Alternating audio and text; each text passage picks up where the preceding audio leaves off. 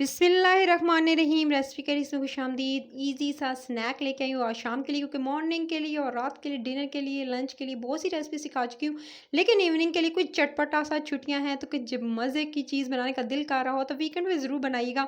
सबसे पहले आपने चने बॉयल कर लेने हैं। चनों में सिर्फ नमक, और रात को मैंने मीठा सोडा डाल के रख दिया था, और सुबह सुबह अच्छे से धोकर वॉश करके उसको प्रेशर कुकर में थोड़ा सा नमक डालकर उसको मैंने बॉयल कर लिया। ठीक है, आपने बॉयल कर लेने हैं चने। ये तकरीबन मैंने 1 कप चने थे और उनको अच्छे से मैंने रात को भिगो के रख दिया था, तो अच्छे से फूल गए थे और इतने अच्छे सॉफ्ट हुए थे अगर आप इसमें मीठा सोडा सिर्फ और सिर्फ चुटकी डाल के रख दें।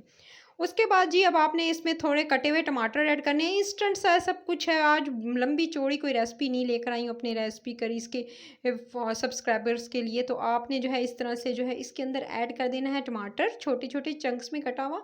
उसके बाद प्याज जो है वो छोटा छोटा चॉप किया हुआ वो इसके अंदर ऐड कर देंगे। प्याज चॉप किया हुआ ऐड करने के बाद फिर थोड़ी सी हरी मिर्चें जो हैं वो ले लेनी है आपने, हरी मिर्चें ऐड कर देंगे। हेल्दी सा बिल्कुल आपके सामने ये स्नैक है, ना पापड़ी न तली हुई चीज़ें इतनी ऐड नहीं होंगी इसमें। लेमन का इस्तेमाल, क्योंकि गर्मी बहुत ज़्यादा है, लेमन आपकी स्किन के लिए भी बहुत अच्छा है और आपकी हेल्थ के लिए बहुत अच्छा है।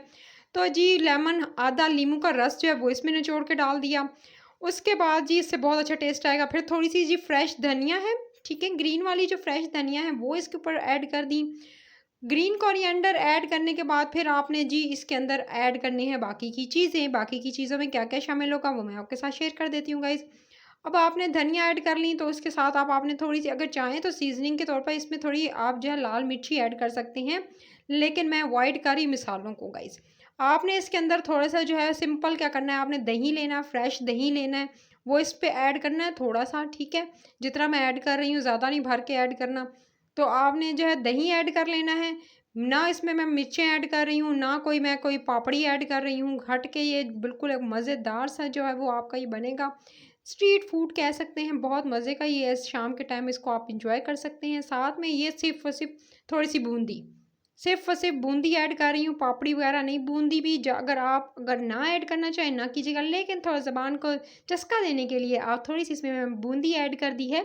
ठीक है, बूंदी बेसन की तली हुई बूंदी मैंने आपको बताई थी कि किस तरह से बनाते हैं, तो आप वो इसमें ऐड कर दीजिएगा। बूंदी को ऐड कर लेने के बाद गाइस इसमें थोड़ी सी जाएगी ये इमली है। ठीक है, इमली की चटनी है, बना के मैंने रखी हुई है, मीठी इमली की चटनी। अगर आप कहेंगे कि तो दोबारा मैं आपके लिए इसकी रेसिपी शेयर कर दूंगी किस तरह से इमली की चटनी आप घर में बना सकते हैं, वो भी मीठी और खट्टी दोनों।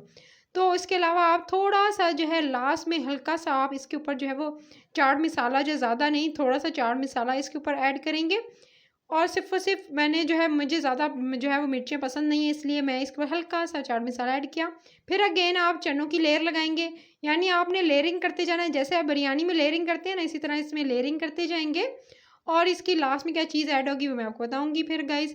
तो आपने इसमें चने ऐड कर देने हैं, चने अच्छे से ऐड कीजिएगा। ठीक है, मैंने आपको बताया मैंने 1 कप जो बॉयल किए थे वो सारे इसमें ऐड कर रही हूँ।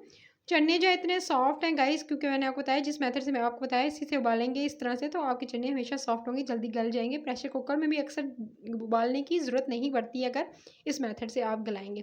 टमाटर ऐड कर देंगे। टमाटर जो है वो इस तरह से थोड़े चंक्स में कटे हुए टमाटर को ऐड करने के बाद फिर हर थोड़ा सा जो है टमाटर ऐड करके आप इसमें अगेन जो है अगली लेयर जो लगाएंगे गाइस, वो आप लगाएंगे इसमें थोड़ी सी जो है वो प्याज की लेयर लगा देंगे।